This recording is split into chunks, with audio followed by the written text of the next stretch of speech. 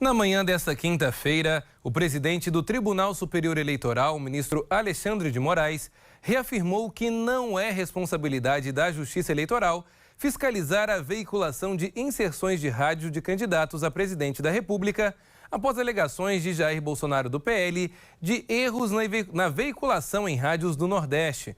O ministro também determinou notificação à Procuradoria-Geral Eleitoral para que seja investigado possível crime eleitoral com a finalidade de tumultuar o segundo turno das eleições de 2022 em sua última semana.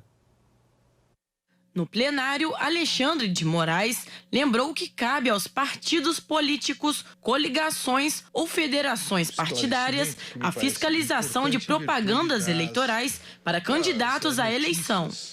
Moraes lembrou que o papel do tribunal se resume apenas em disponibilizar tais mídias e mapas na internet. Como todos sabemos, nunca foi e continuará não sendo responsabilidade do Tribunal Superior Eleitoral distribuir mídias de televisão e rádio e fiscalizar rádio por rádio no país todo se as rádios estão ou não transmitindo as inserções dos candidatos. Isso todos os partidos de boa-fé sabem, todos os candidatos de boa-fé sabem. A nota técnica do pool de emissoras de rádio do Tribunal Superior Eleitoral ontem reiterou isso. Os spots e os respectivos mapas de mídia são disponibilizados no site do TSE. Essa é a função do TSE. O ministro ainda afirmou que as emissoras de rádio e televisão devem, por obrigação legal, acessar as mídias no site e divulgar elas nos horários estabelecidos pela legislação. A quem compete fiscalizar, uma por uma, a inserção aos partidos políticos, às coligações, aos candidatos. Se não o fizeram, aqueles que não o fizeram, não fizeram, assumindo um risco. A legislação prevê que, uma vez verificado a não inserção, o partido político, a coligação, ela aciona o Tribunal Superior Eleitoral, indicando comprovadamente qual é a emissora, qual foi o horário, o horário em que a inserção não foi feita. Moraes também afirmou que existe para esses casos toda uma disciplina legal e um procedimento a ser realizado.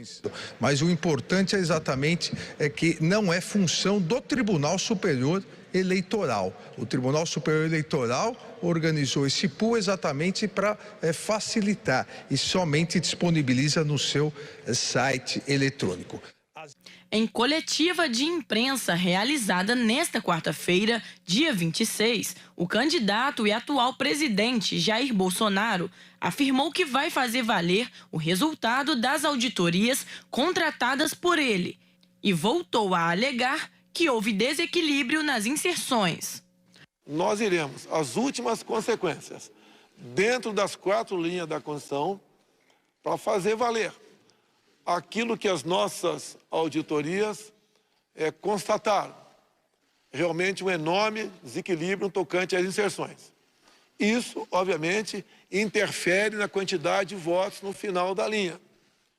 Em nota publicada, a Associação Brasileira de Emissoras de Rádio e Televisão explicou como ocorre a veiculação do horário eleitoral gratuito.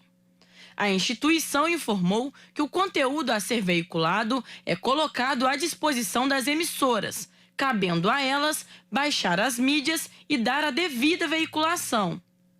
A associação esclareceu ainda que a legislação não obriga a veiculação de propaganda eleitoral na programação transmitida via internet. Eu quero chamar agora o Pedro Bonenberg para falar sobre um assunto também que repercutiu muito, Pedro, e tem repercutido desde o último domingo, sobre política, justamente porque o ministro Alexandre de Moraes decretou a prisão preventiva por tempo indeterminado do ex-deputado federal Roberto Jefferson, Pedro.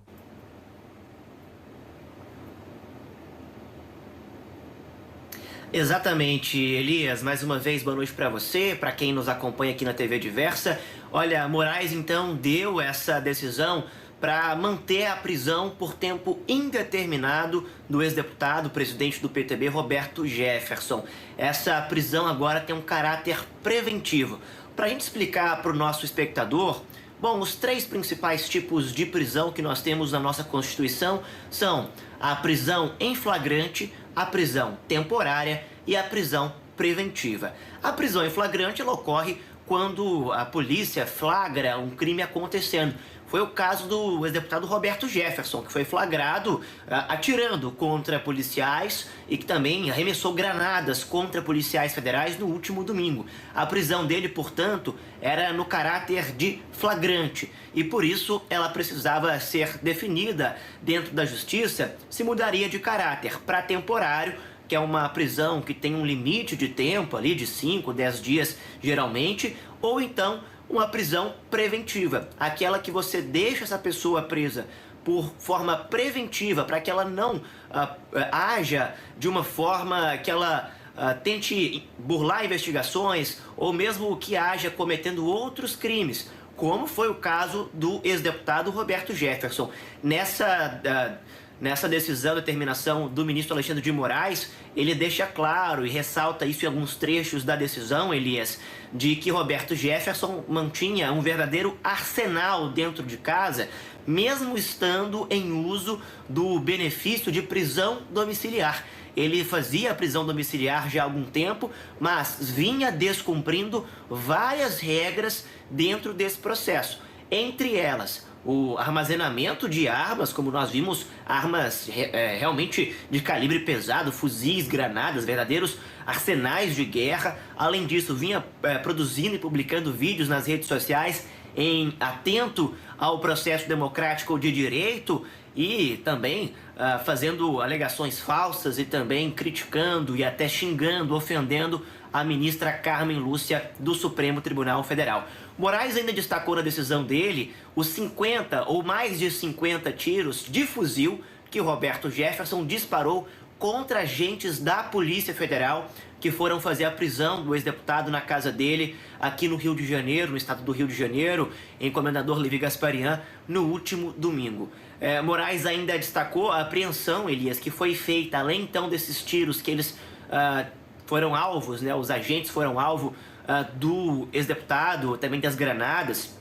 A Polícia Federal apreendeu, depois da prisão dele, apreendeu mais milhares de cartuchos, na verdade, também de fuzis. Segundo até a decisão, são mais de 7.000 cartuchos dados do Tribunal Federal, né, do STF, 7.000 cartuchos apreendidos. Então, um verdadeiro arsenal de guerra foi encontrado na casa de Roberto Jefferson. Na prática não muda muita coisa, Elias. O que acontece a partir de agora é que Roberto Jefferson continua preso e agora essa decisão dá base jurídica para que ele continue preso de forma indeterminada, por tempo indeterminado, enquanto esse processo é julgado, até que ele tenha de fato uma punição ou seja absolvido dentro desse processo. Fato é, o deputado está preso aqui em Bangu 8, no Rio de Janeiro, e vai permanecer por lá até que a justiça mude de ideia ou então que dê uma decisão final sobre a situação do ex-deputado Roberto Jefferson, que foi preso nesse domingo. Elias. Pois é, o mínimo que se espera, Pedro. Afinal de contas, o próprio ex-deputado afirmou que havia sim atirado contra os policiais.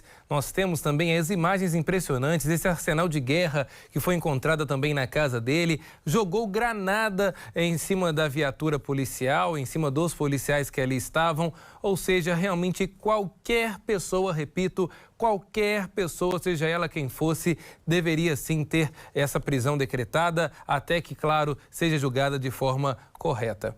Pedro, obrigado pelas informações.